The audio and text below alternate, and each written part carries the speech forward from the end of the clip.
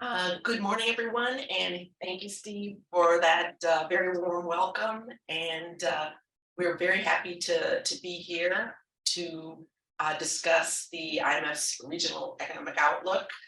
And we're happy to come back. We had previously had interactions here, but of course stopped during the pandemic. And we're so close. We're your next door neighbors. And so hopefully going forward, we can continue then to for these discussions. Um, so we're going to have presentations then on the regional economic outlook, two focuses of the outlook on food security and the energy transition issues. But maybe before those presentations, I would just say a few words on the overall messages of the publication on the outlook and policy priorities. So, as noted, the title is "Living on the Edge," which signifies, I think, how very difficult a situation the region is facing right now. So we have three main global shocks, which are really impinging on the world, but importantly on our region. So the global slowdown in growth then means that the demand for Africa's exports is much lower. The tightening global financial conditions, which are increasing interest rates, then are increasing borrowing costs in the region and really drying up access to international capital markets for the frontier markets. And third, of course, commodity prices have been very volatile.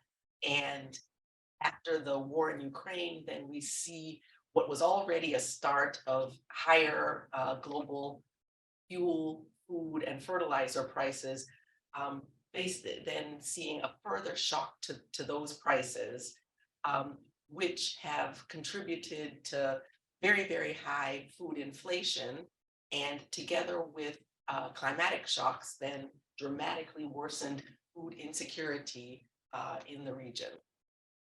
So in light of these global shocks, then we had started to see in 2021 a recovery from the pandemic, growth up to 4.7 in 2021.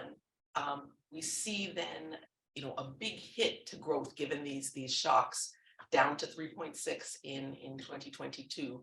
Equally worrying is the hit to people that we're seeing because of these difficult conditions, because of the cost of living crisis associated with the high food, fuel, and fertilizer prices. So all of this then in the context also of what is some of the highest levels of public debt and highest levels of overall inflation that we've seen for decades in the region. So a very challenging policy environment where, again, we see policymakers faced with very difficult trade-offs, and thus the title, living on the edge. In that context, then the Rio outlines four pressing policy priorities. The first is addressing food insecurity. And the message is that governments need to do what they have to do in order to save lives. And we'll hear a lot more in our first presentation on that topic. The second priority then is combating high inflation. And we have also a difficult balancing act for policymakers because inflation is very high, but the recovery is also quite fragile. And so our message is, there is going to be a need to tighten monetary policy, but It needs to be, gradual, cautious, but not complacent, so that inflation does not get out of control with second round effects. And the third priority then is the need to work on consolidating public finances, particularly given this very difficult external environment of high borrowing costs and tightening global financial conditions and high public debt. So the message is that there's space and the need to work on increasing domestic revenue, to work on prioritizing spending while protecting the vulnerable in order to keep public finances sustainable. And the third priority then is the need for building resilience and supporting growth in the context of the changes in the global environment, in particular, what we're seeing in terms of the impacts of climate change and the world's move to the green transition. And also our second presentation and discussion today will focus on that aspect. In the face of all of these pressing conjunctural difficulties that we outlined, the food security, the inflation, the high debt in public finances, still we have got to keep our eyes, policymakers have to keep their eyes on building resilience and supporting growth because we're going to be living in a much more shock-prone world, and climate change and its impacts are very much here for the region. I'm looking forward to a good discussion. Hopefully for people in the room as well as online, you will be raising questions. We've done a number of Rio outreaches in different fora, and my colleague Lukeho and I are just back from, and Andrew Tiffin from outreach in the region, where we did a number of events, including events at universities. And the events at universities actually tend to be some of the most lively, the most interesting ones that we do, because we have students, faculty who ask often the more difficult, the more, kind of unthought, questions that we had not thought about, and who also then have just a different way of thinking than we do, which is really engaging and helps us then both, as we think about the issues now, and also importantly, as we think, for our next regional outlook, what are the important questions? What are things that we can do more analysis on that will be valuable for different audiences? So we're very happy to be here and looking forward then to the presentations, the discussants, and the questions from the audience. Thank you. And it's over to Kyle now. Thank you, Catherine. Good morning, everyone. Welcome. Delighted to have you joining us here and online. Very excited for this morning's discussions. As Kathy noted, we'll have two different panels. We'll start with presentations and then transition to questions.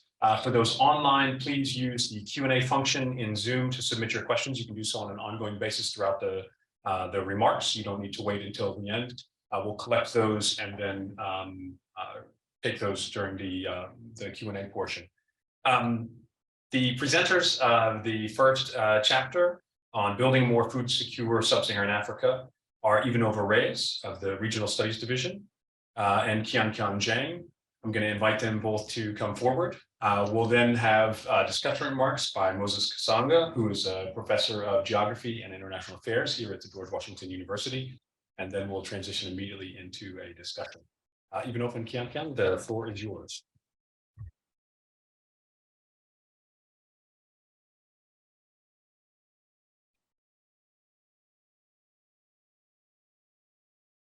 Good morning, everybody. My name is Ivanova Reyes, and today, jointly with Shanshan Sang, I'll be presenting our work with the Regional Studies Division of the African Department at the IMF on food security in Sub-Saharan Africa. This was joint work with Shushani Hakobian, the lead author, Haptamu Fuji, and Henry Rollins.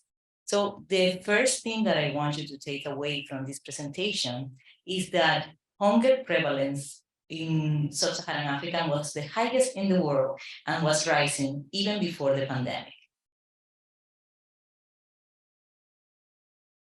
So,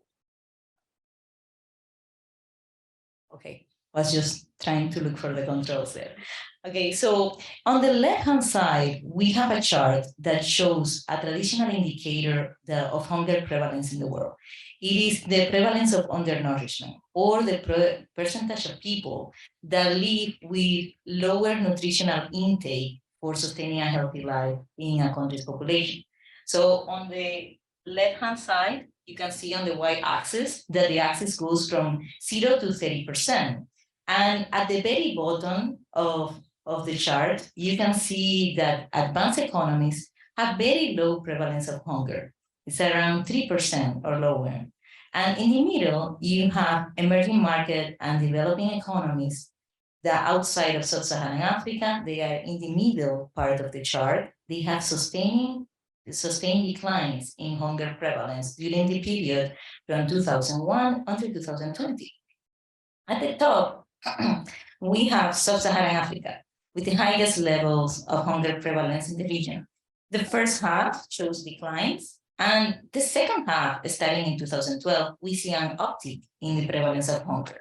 Before the pandemic started, over 20% of the population in the region was living in hunger situations. Now, the objective of our study was to analyze what happened after two very important global shocks, the COVID pandemic and the war in Ukraine in 2022. So we couldn't rely on this traditional indicator of hunger prevalence. Because of that, we decided to move and look for indicators that will give us estimates on food needs during this year. And for that, we have been studying acute food insecurity. It's a more comprehensive indicator. It goes beyond nutritional intake, and it also encompasses whether people have problems accessing beyond just being income constrained their food needs. Probably there are not good roads in the communities where they live, and food has logistical problems to arrive. So in the map on the right, you see that the dark shades are the places in Sub-Saharan Africa, the countries in Sub-Saharan Africa with the highest number of people living under acute food insecurity. In the labels, you see the percentage of people, or the percentage of the population living under acute food insecurity. So one issue about this, as I told you, is that acute food insecurity includes beyond nutritional intake. And one example of how this manifests is the case of South Sudan. More than half of the population in South Sudan currently live under acute food insecurity. And it's one of the countries in the region with the highest number of people in this situation. They also have had many effects of climate change disruptions, some of which have had to do with floods this year. And these floods have disrupted access to roads. So even food aid has not reached to the most vulnerable people in South Sudan. So this increases food insecurity. This year, we estimate that 123 million people will live under acute food insecurity. And that is 12% of the population in the region. Just 1 second. This is just a little bit like a constrained space that I have here. Okay, so the next thing that I want to talk to you about has to do with the channels of transmission of the crisis. So right now we are in a severe food crisis for the region. And in this severe food crisis, the recent global shocks have really exacerbated it. So first we have the pandemic and the war in Ukraine, and the channels that have exacerbated it have to do with global supply chain disruptions and with affecting low incomes. So you can imagine that when supply chains get disrupted, we have difficulty in the production line. So this increases prices. So now goods, especially food, are more expensive and people have less money to purchase it. But in Sub-Saharan Africa, the region that has the highest hunger prevalence in the world, we also have long-term drivers of food insecurity that have been detrimental. So one of the problems that we have is that the region is the most climate change, natural disaster prone region in the world, okay? It also has a high propensity of conflict. Since 2020, several coup d'etats have taken place in the region. And the region has also seen in the last decade a decline in food aid. A region that has seen an increase in hunger prevalence is receiving less food aid. That's quite problematic for the current crisis. And finally, it is very dependent on imported staples. So these long-term drivers, together with the short-term global shocks, exacerbate the current crisis. Now food is even less affordable because people have less income. The situations at many levels are detrimental. The next thing that I want to discuss with you has to do with the analytical work that we conducted for this note. So in the analytical work, we rely on the indicator of hunger that I mentioned at the beginning. It is the prevalence of undernourishment. So we know what are the drivers. I already told you about. But what we want to know is which are the main drivers of hunger so that we can drive policy. So there are some variables that amplify hunger in Sub-Saharan Africa. Some of these, the top three are cereal import dependence, rural population share, and extreme weather. There are also mitigating factors. So there are things that we can improve. And among the most important mitigating factors of hunger are cereal production per capita, arable land share, and political stability. So there are things that we can do. I now invite my colleague Shan San, who is going to continue discussing the most important policies that happened immediately after the pandemic and the war in Ukraine. Thank you, Ivanova. Good morning, and let me continue the presentation by, talking about what countries have done in response to the current shock. So we have looked at a recent IMF survey, which takes stock of what countries have implemented as policy response to counter this current shock on food security. So what we have here is that we see most of the countries in the region have resorted to second best short-term policy measures. And what we meant by that is that usually as a first best policy response, global prices should ideally be passed through to local prices. And what it means is that local prices should ideally reflect the global market prices without intentionally affecting it through local policies. So then at the same time, we also recommend that in the first best policy, we protect the most vulnerable people, the low-income households through cash transfers and an expansion of social safety net. However, this approach for the region is not very viable at the moment because in many of our countries, such approach would need a very well-established social security system. And given the size of this crisis being relatively large, few countries would have the infrastructure and also the administrative capacity to expand their social safety net to cover the most targeted people as much as possible. For instance, many of the countries still do not have a reliable ID system. Many of the population do not have a bank account, or there's also instances where there's high share of informality in the population, which all add to the difficulty of doing so. So you see from our left-hand side chart here, from the survey, we see that most of the measures are temporary, and it's equally distributed between stabilizing food prices as well as ensuring food security. While at the same time, you see most of the measures are untargeted, which means that it has not reached to those people who are most vulnerable and low-income households who usually spend a higher share of their income on buying basic foodstuff than the richer households. And also, as you can see from the last part, which you can see that most of the measures are about cutting taxes, deferment of taxes, and introducing subsidies. Some countries also introduce some distortionary measures, such as export bans and price controls. And few countries have introduced targeted cash transfers, which is the red part there that we would usually like to see. And also, financing these measures also are putting additional pressure on the already tight government budgets. We have a list of costs of these financing from different measures. And on average, for an average country in the region, it stays about 1% of GDP.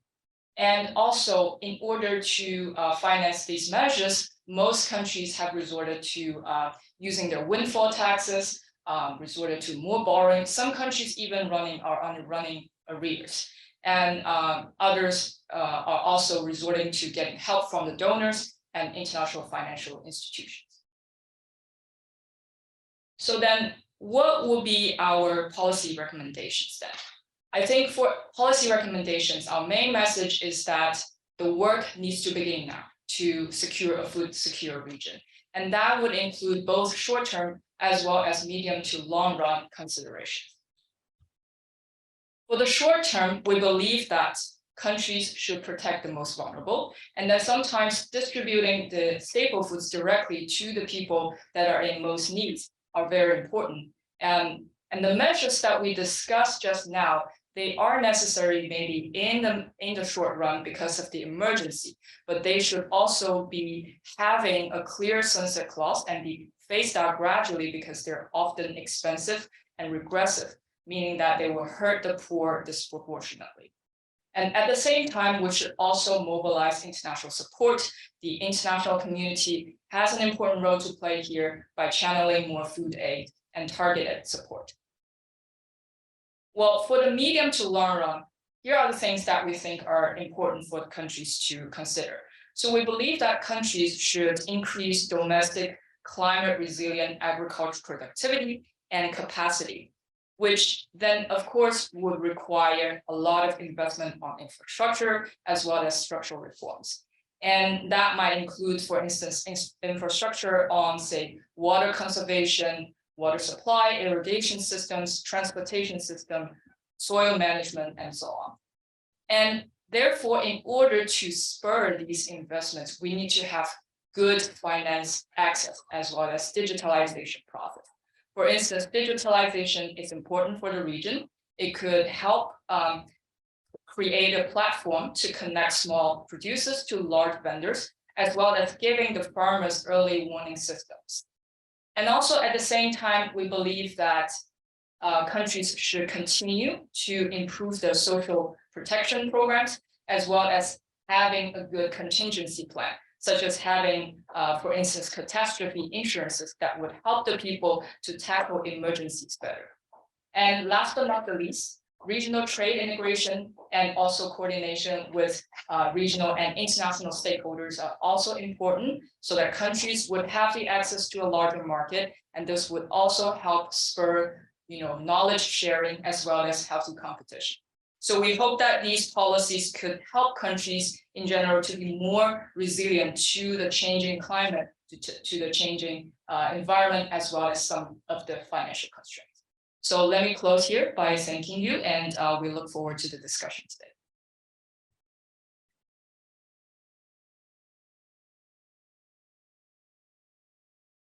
Thank you, Vinova. I'll now invite my colleague Moses Kansanga to join us for his discussing remarks.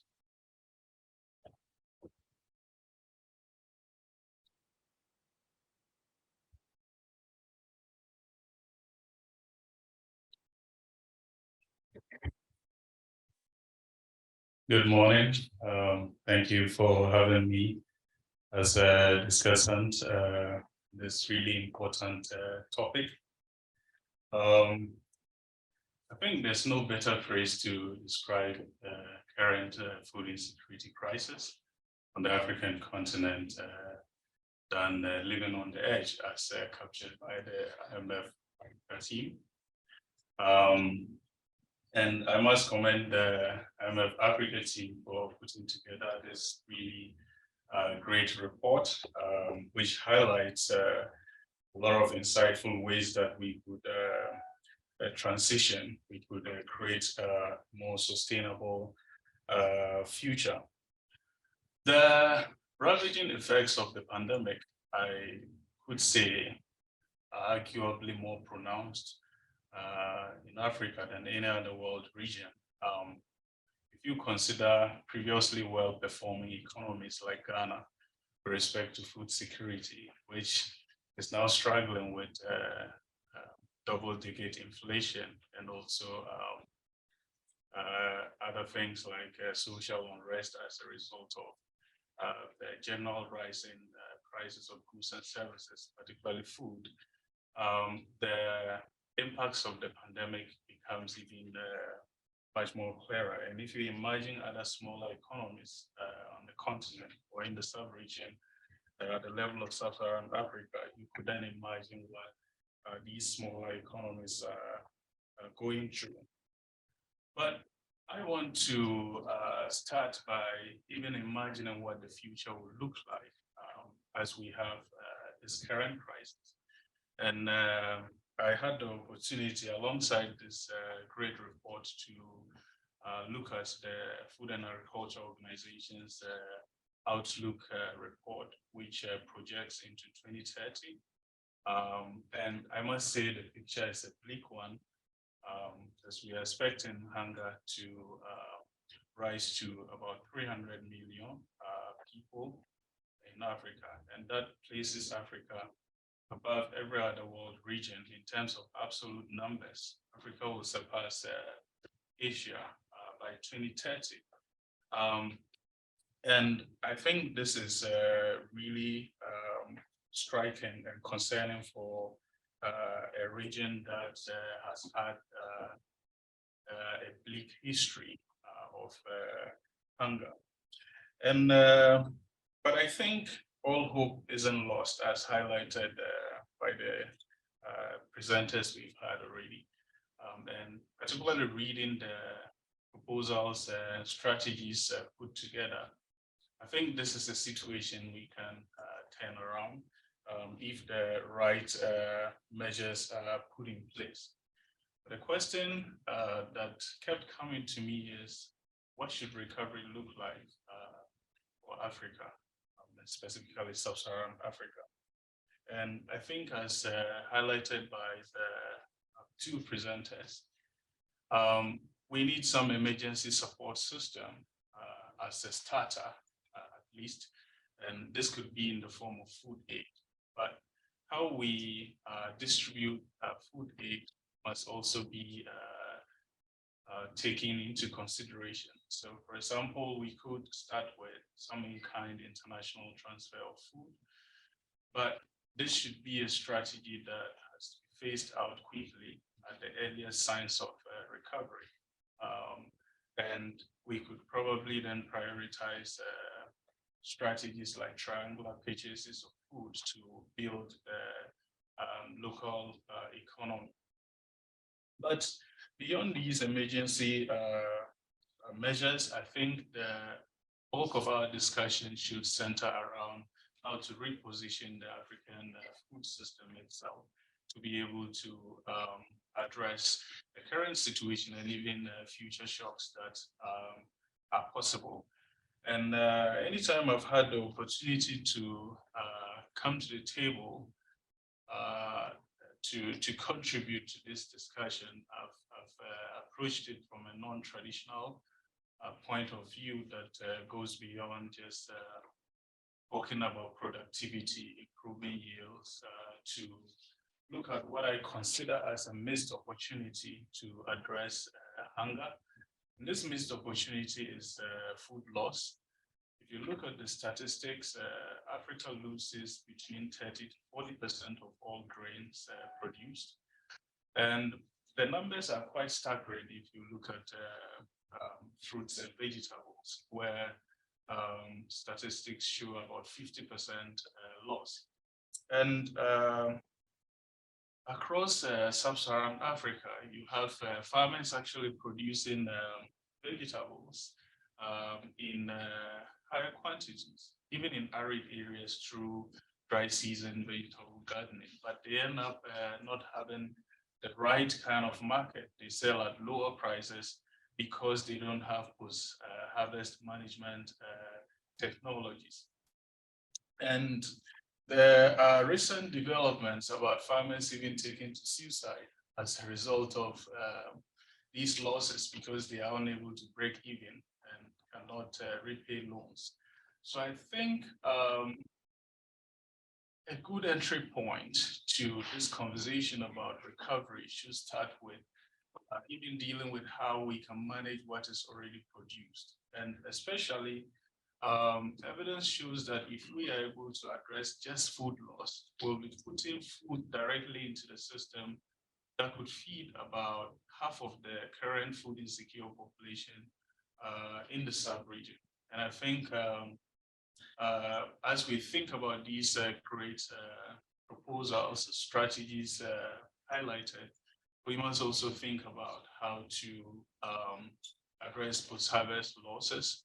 And on this note, I would say the picture of the future that I am seeing is an optimistic one. Despite these challenges, the African dream is possible if we put together the right blend of strategies. I would have loved to continue, but because I have 5 minutes, and looking forward to the discussion. Thank you.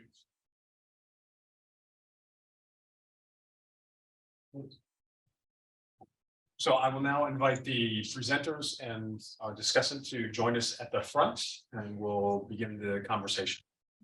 Please.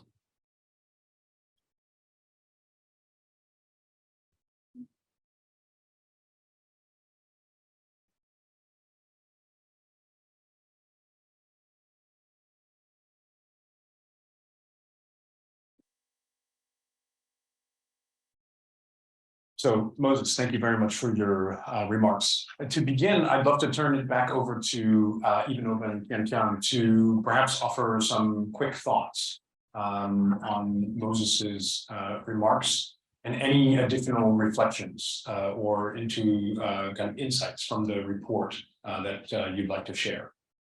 Thank you very much for your comments and for your discussion. I think I share your point about being optimistic. And I think it relies on the fact that all eyes are right now on the Sub-Saharan African region. What is happening right now in the region has called the attention of everybody because it's an extremely hard crisis. And because of that, a lot of action plans are being discussed at the moment. The efficient put into place of these plans is where we need to work really strongly towards the medium term, because we have a crisis that needs to be tackled in the short term. People are experiencing hunger. Some people are dying in some countries in Sub-Saharan Africa. But towards the medium term and long term, food security needs to be a sustainable topic in the region. Hunger levels need to reduce and the prevalence of hunger needs to come down. And the region needs to move forward in the development agenda. So let me also quickly add on to Ivanova's point. I think we also remain relatively also optimistic about the future as well. We believe that the region still has a lot of potential. For instance, the region still has, comparatively speaking, a large untapped arable land, as well as also comparatively speaking, the crop yield compared to many places in the world has been relatively lower. So that's why we say we still hold the optimism here that we need to help the region, fully unleash these potentials to create food security for the future. And that's why in the policy recommendations that we have listed all the things which we also emphasize that massive investment needs to be there to help the region to unleash these potentials.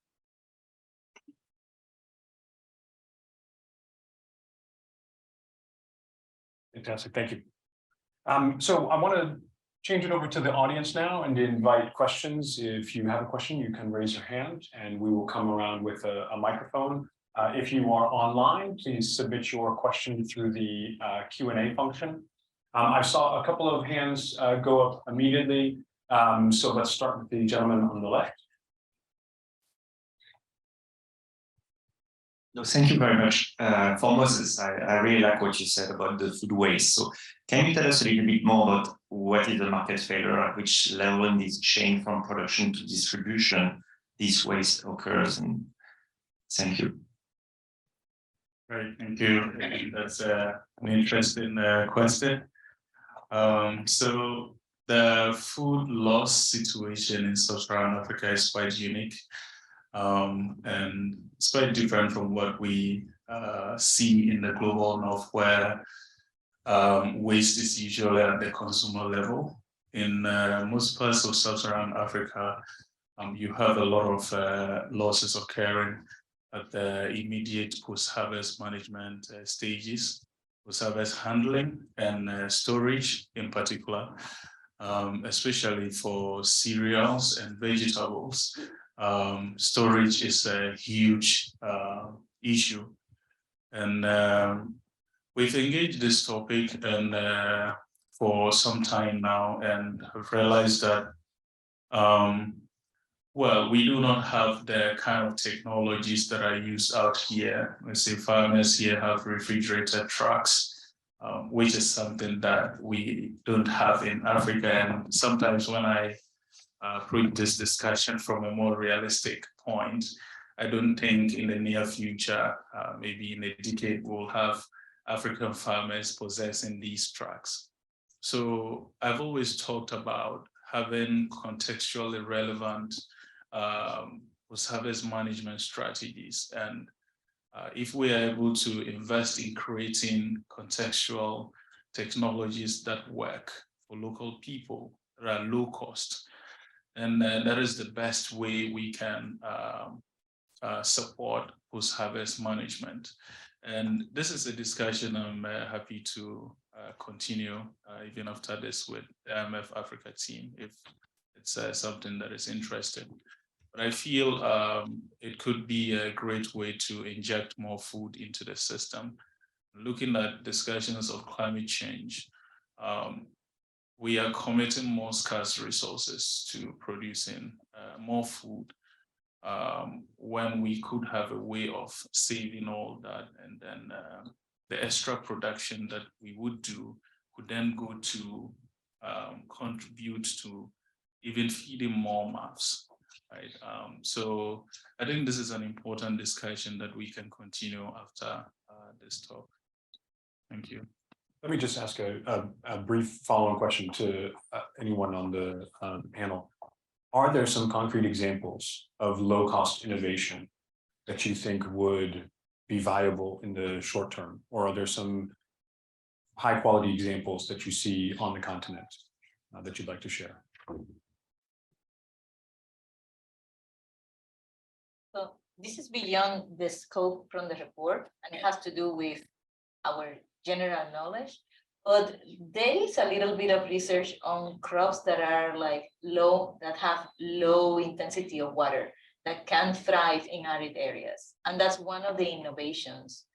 But you need to like have a structural transformation in the cultural staples too, so that people want to demand these new crops. Not only that we have investors to develop them, but also that the society shifts away from the traditional ones to those.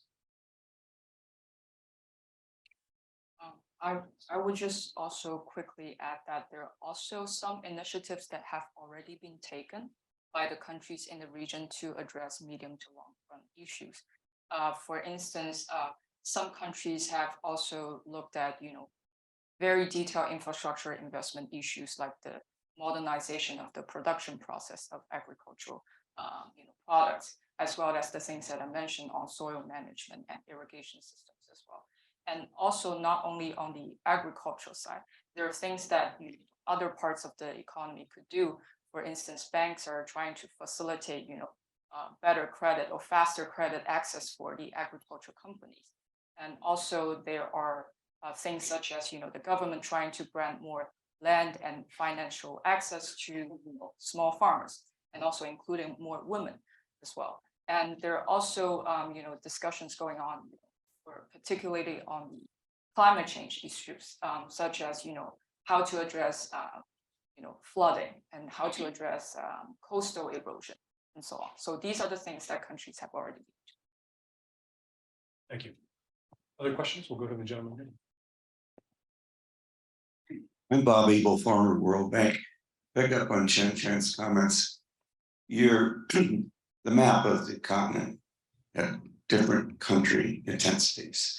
Do you have some sort of systematic explanations of why one country, Kathleen mentioned South Sudan, I think, of governance, or other countries are how they vary and why they vary? Ideas that might come across from previous, I'm thinking governance, perhaps freedom, monetary policy freedom, food management. But what do you learn from your country studies? Is one country good at some things, other countries bad at other things? I don't know. So there are 45 countries in the region, and almost all of them had data on this map on acute food insecurity. You can see that the prevalence of acute food insecurity is very different. So in some cases, it has to do with agricultural production. So you have like bigger markets, like for example, Nigeria has a lower acute food insecurity prevalence, but it's also because they have like their markets are more developed. So their channels of transmission of like food mechanisms are also more developed. In other instances, if you look at the map, and this is something that we didn't do in our analysis, but maybe we could do, it's a little bit difficult. But if you notice, most countries that have that are in the coast have lower prevalence of acute food insecurity in most cases. So access to ports or access to water also like increases like the channeling of food. Countries, South Sudan and Central African Republic, have the highest prevalence and they don't have coastal access. But we do, for our analysis on the main drivers, we do a long-term panel of 20 years. So we don't have good measurements for that period on coastal access. But there is always something that we can try to tackle. So we are continuing this research down the road. So that's one area, and also the agricultural production. There is also the climate change, as Chan was mentioning. So there are areas in the region that are more prone to climate change. The Sahel countries are a problem. If there is more conflict, that also disrupts food transmission. So there are multiple reasons that drive this. Thank you. Hello, my name is Megan Smith. I'm a graduate student at Trachtenberg School of Public Policy with a focus on sustainable development. Thank you so much for your presentation. I'm really interested on kind of piggybacking off of the governance topic. So particularly interested in how like other institutional financial organizations or NGOs or civil society organizations have the same outlook as you all, and perhaps like what are some of the systematic or like strategic efforts that you all are kind of looking to kind of coordinate and collaborate. As I imagine there's like a lot of people that are interested in addressing this issue. So I guess what's the kind of coordinated effort that you all maybe are thinking about? I can start by, there are many things that, the international community is trying to do now. For instance, the African Development Bank is trying to mobilize, I think, about $5 billion for better production of grains to help the region, as well as there's, I think, a global alliance that is jointly led by, I think, the World Bank and G7 countries. These are also trying to help the developing economies in the world to have more voices coming out from it to secure the food issues. I think also from the international financial institutions part, there are also this, I think it's called the IFI action plan that is jointly led by different regional development banks, as well as the IMF and World Bank ourselves, to also help the issue of mobilizing more funding to the region. And of course, we have the IMF's own, the new food shock window, which I think 26 countries in our region are qualified for this. It's an additional funding to the countries. So I don't know if anybody wants to add more on that. Yes, just to add more on the food shock window. So it's a temporary line of credit for the countries with the largest pressing needs around the world.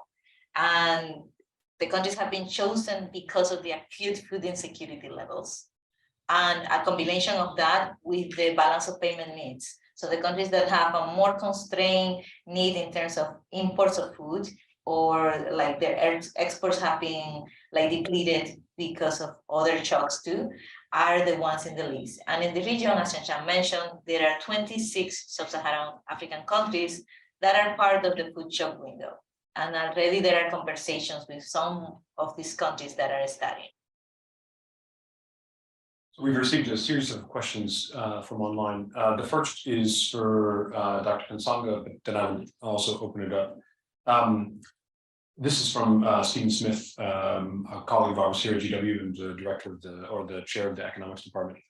He asks, what is the main constraint on the most effective programs to reduce food loss? And does making progress on this issue relate to what you saw in the report? Yeah, that's a great question.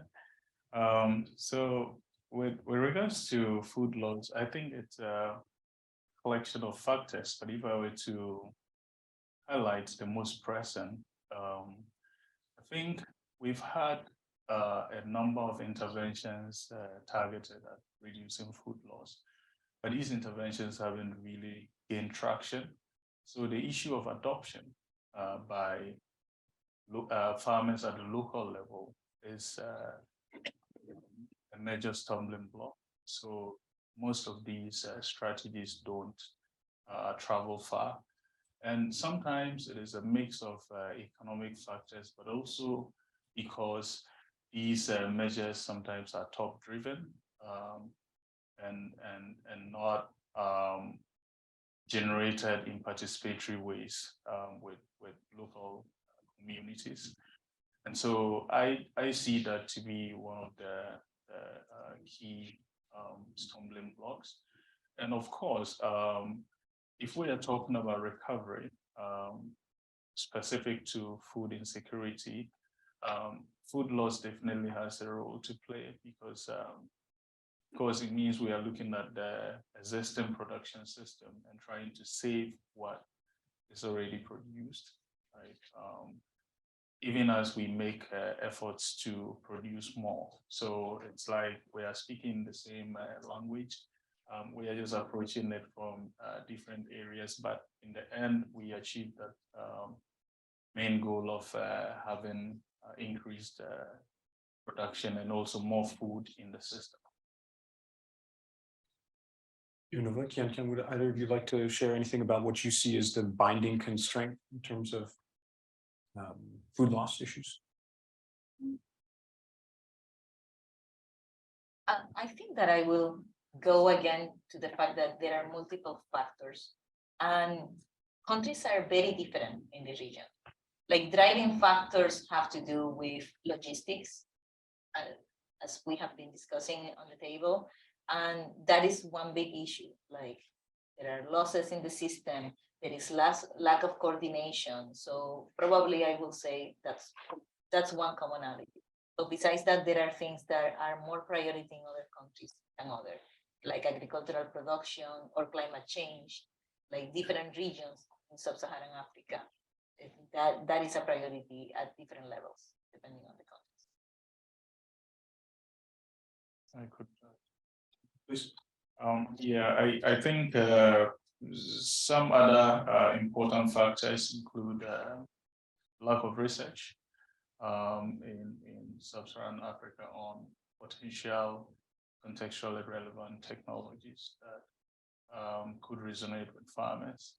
So if you look at the research bases that we have across the continent. I don't think a lot of them focus on this theme.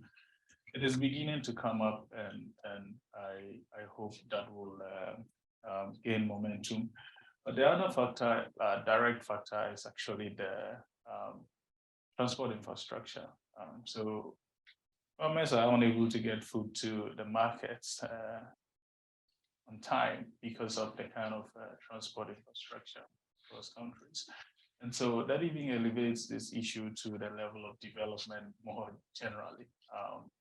Having good transport networks to connect rural areas, and especially that smallholder farmers still play a key role in when it comes to production and food security on the continent. So it means we have to be able to link these farmers to markets so that the produce doesn't end up in the wild. Sometimes by the time it gets to the market, it's already going bad. So I think transportation, communication also, and there are cases where we now have this mobile phone technology being leveraged to overcome some of those communication barriers. So now farmers who have mobile phones can connect to retailers and be able to communicate effectively to get their produce to the market. But I think those are some of the things that we can promote in even more rural areas to address this challenge. Thank you. The next question is also aimed at Dr. Kansanga, but again, for the panel, if you would like to add in. Would you like to comment on the impact of illegal mining on food security and possible solutions? Yeah, that's an interesting area, and I think I'll use Ghana as an example here, where illegal mining is almost ubiquitous, where you even have people now digging mining pits in their bedrooms to conceal that from the public. And we've had that impact in the agricultural sector because people are now taking lands out of production, food production, and selling these lands to illegal miners to do what we call galamsey in the local context, which is a local word for illegal mining. And so directly, we see that impact where we, instead of committing more land, as my good friend here talked about, the arable land we are having probably is no longer arable because a lot of it is being taken up by illegal miners. If you consider the cocoa economy in Ghana in particular, which is like a backbone of the economy, we are all losing cocoa lands to illegal mining, which I think clearly showcases a direct relationship between mining and food insecurity. Maybe my colleagues can add more. We can go ahead and transition to the next question, which I'd like to pose to Ivanova and Kian. The question broadens the scope to think outside of the continent and focuses on political instability and the mechanisms for planning for food security when you can anticipate that there will be political instability, even if it doesn't currently exist. So it's about some of the kind of longer term processes that you could anticipate seeing at a broader level, but where the impact on the continent could have, based on current deprivations, an outsized positive impact. So are there things when you're having conversations with other colleagues at the IMF in other regions where you see some broader trends and opportunities to deal with future political instability?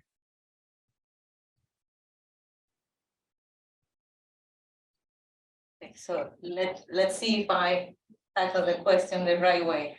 So food insecurity and food crisis drive political instability. And political instability also drives food insecurity. So the challenge is like, if you have food insecurity, you very likely will have more uprising, more like protests in a country. But if you also have political instability, that will disrupt the logistics of channeling food, and markets will be disrupted in a country. So you have like a circular connection with both. So the question asks if there are like mechanisms to channel in the medium term. Is that kind of the, so I think that the mechanisms towards the medium to long term is that we need to reform institutions. The institutional framework in countries needs to, in many cases, be reformed and improved so that democracy is more sustainable and political uprising goes down. You have like people trust the institutional system because they think that it's going to be effective. And with that, trust increases. And trust is a very important word when we talk about political instability. Since 2020, we've been having coups in the region. And some of these coups have been driven by what is perceived as lack of good management of the pandemic. So maybe the management was not bad, given the situation, but the perception is as such. So you need to have trust in the authorities, and for that, you need reforms of the institutional framework. So even though we are in a crisis in which our priority is food security, our priority is to lower inflation, we cannot forget that to have long-term development, we need to improve the institutional framework so that we can guarantee that both inflation will be low in the long term, food security won't be a problem in the long term, and like people trust the democratic system that is in place in their countries so that everything goes in a more smooth way. Thank you. Moses, would you like to add anything to that? I think if I would add anything, I would probably come to discussion from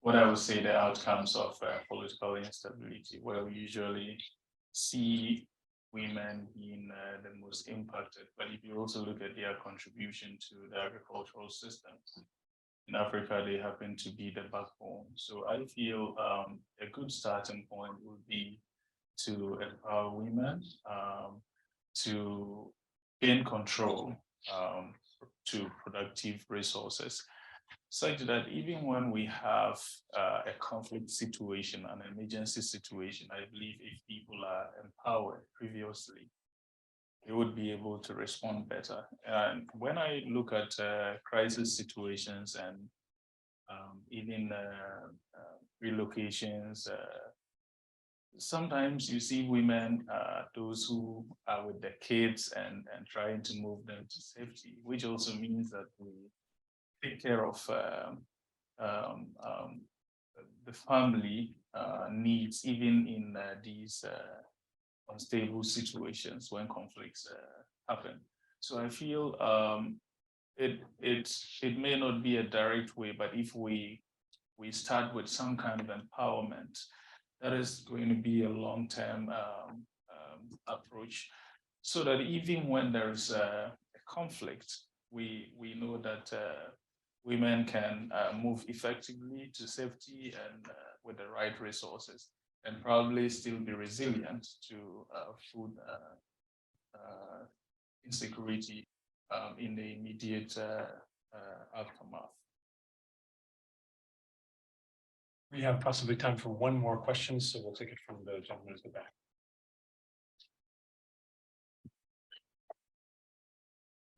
Hi, thank you so much for the presentation today. My name is Rui. I'm a graduate student here at the LU School. So for all the panelists, do you see any evidence of African leaders using food as weapons? So in other words, intentionally denying food to certain segments of the population, and how do you prevent them from weaponizing food? Thank you.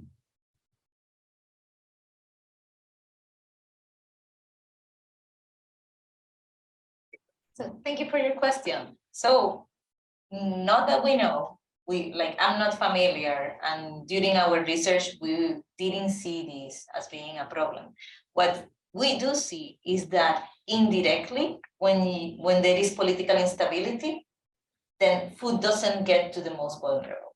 Because the first thing that happens is that if you have a social program in place, if there is a coup d'etat, the social program dies. And then those most vulnerable don't get anything. And then if it's not as extreme as a coup d'etat, but simply protest, they disrupt the market. So the production in the area that is affected won't happen, or people cannot go and shop because of this disruption. So it's typically what we see is that it's an indirect effect of this type of situation. And let me just quickly add on to that point is, we didn't see actually using food as a weapon, but actually on the other hand, we see many price subsidies for food in the region, which actually it brings to the other side, right? Because as we mentioned in the policy recommendations, that we would usually recommend that the local food price could stay roughly the same with the global prices, but having more subsidies when we let the people to feel less pain of the rising food prices, we are actually intentionally keeping them low. And that's actually, on the other hand, will hurt for the longer run. Because think about, when you're intentionally keeping the price lower, then the signal is being removed that, this resource is very scarce right now. The food resource is very scarce. And that might actually lead to, less production and supply for the food for people. And then it could also sometimes lead to overconsumption of scarce resource of food, mostly by the richer families, because the poorer families are using the bulk of their money to buy these basic food stuff. So actually, what I'm trying to answer is that the government might be doing the other extreme of protecting the people in their own ways too much. And that's why we say that these subsidy measures should be gradually phased out in the long run. Great, thank you. Please join me in thanking Ivanova, Kiankan, and Moses for their remarks.